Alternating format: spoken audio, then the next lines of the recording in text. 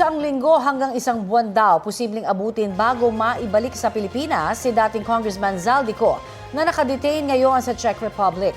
Sabi ni Pangulong Bongbong Marcos, naharang sa border ng Germany at Czech Republic ang dating kongresista na wanted dito sa bansa para sa mga kasong kaugnay sa anomalya sa flood control project. Ayon sa DILG, itinuring siyang unwanted alien dahil wala siyang dalang travel documents. Ang mainit na balita hatid ni Mariz Umali. Mag-aalas 10 kagabi inanunsyo ni Pangulong Bongbong Marcos na nahuli na si Zaldico, ang dating kinatawan ng Ako Bicol Party List na itinuturong sangkot sa issue ng budget insertions at flood control projects. Wanted siya ng Sandigan Bayan para sa mga kasong graft at malversation of public funds. Sabi ng Pangulo, nakadetain si Ko sa Prague, Czech Republic. Sa update ngayong umaga ni Pangulong Marcos, sinabi niyang batay sa pinakabagong impormasyon, pinahinto ang sasakyan ni Ko sa border ng Germany mula sa Czech Republic. Hindi siya pinapasok doon at ibinalik sa Czech authorities. He is considered an unwanted alien dahil wala siyang travel papers. Ang suspected namin na Portuguese passport, hindi niya dala. ID lang ang dala niya. Ang abogado ni Ko na si Attorney Roy Rondain, sinabing wala pa siyang natatanggap na impormasyon kaugnay sa pagkakaaresto ng kanyang kliyente. Ilang buwan nang wala sa Pilipinas si Ko sa gitna ng pagputok ng kontrobersya sa questionableng flood control projects. Agosto nung nakaraang taon, panahong mambabatas pa si Ko, tumungo siya pa New York sa Amerika para mag-medical leave. Noong Setyembre naman, sa mismong araw ng palugit sa kanya ni House Speaker Faustino Bogie D. III na bumalik sa Pilipinas, nag-resign si Ko. November 2025, nagpost sa social media si Ko na mga serye ng video kaugnay sa budget insertions na aniyay iniutos ni Pangulong Marcos at dating House Speaker Martin Romualdez. Sa inyong lahat sa Pilipinas, lalong-lalo na sa aking pamilya, taos-puso akong humihingi ng paumanhin.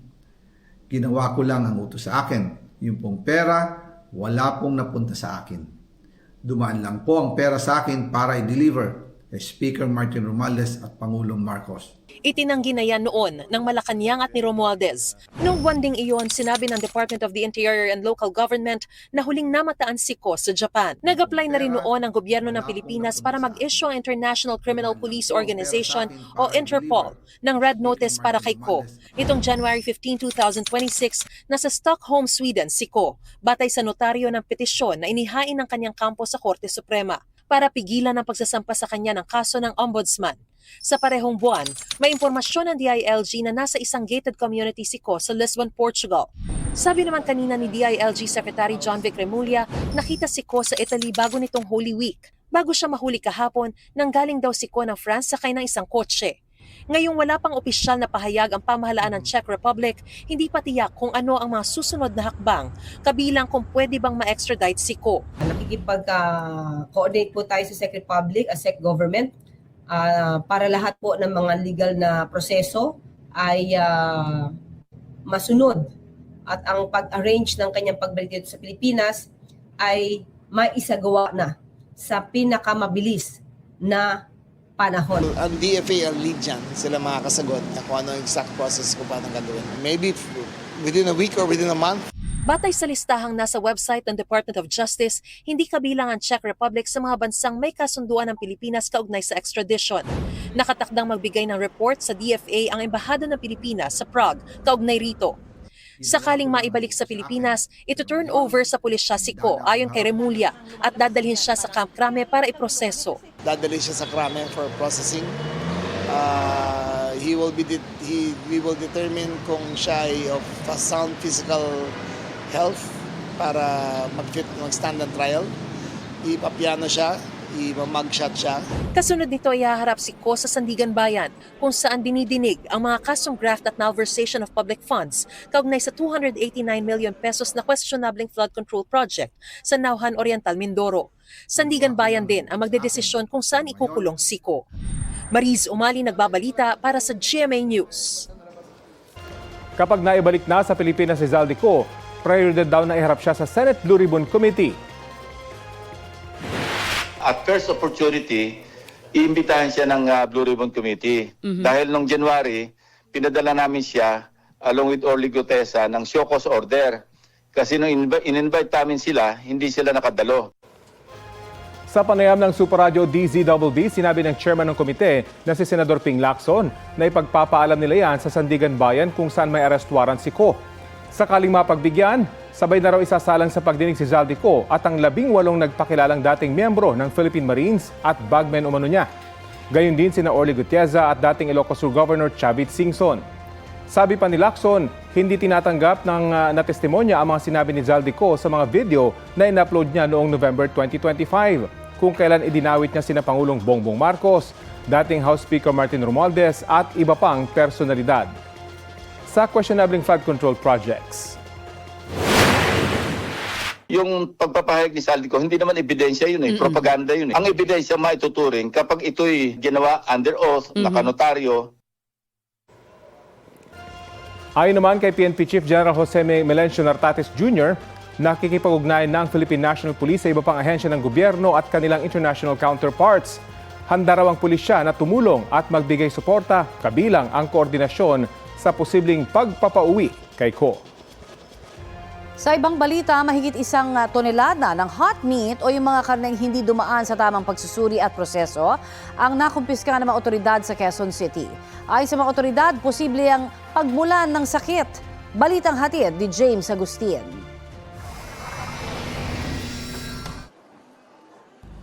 Nakalagay sa mga balde at plastic drum ang mga bagong katay ng manok ng abutan ng mga tao ng National Meat Inspection Service, Quezon City Veterinary Department at CIDG sa pwestong ito sa isang palengke sa Novaliches, mag-alas 2 sa madaling araw kanina.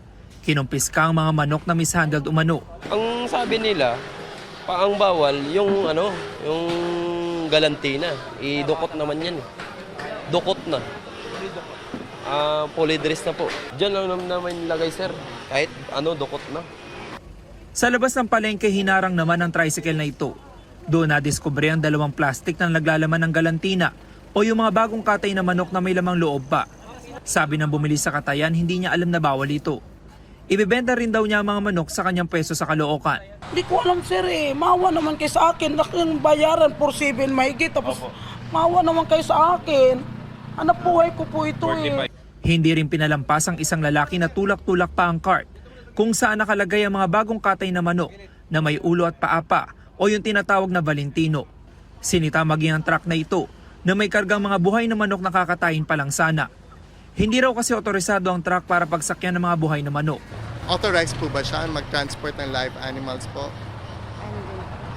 Hindi po. So wala po itong permit. Wala po. Bukod sa mga manok, 10 stalls din sa palengke ang nakumpiskahan ng mga mishandled frozen meat na nakatiwangwang lang sa halip na nasa chiller. Sa kabuuan, mahigit 1 tonelada ng mga manok at mishandled frozen meat ang nakumpiska ng mga otoridad.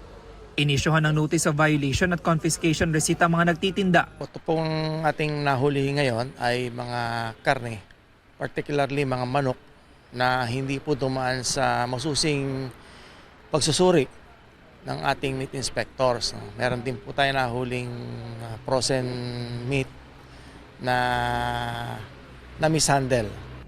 Ayon sa Quezon City Veterinary Department, lubhang delikado kung makakakain ng mga mamimili ng ganitong klase ng karne. Mataas ang probability that they may have salmonella. Yung mga nakakakain po at hindi po maayos ang pagkaluto, pwede po siya magkaroon ng diarrhea, pagsusuka, sakit ng tiyan, and eventually po, it can cause death kung hindi na-address po yung dehydration, among others.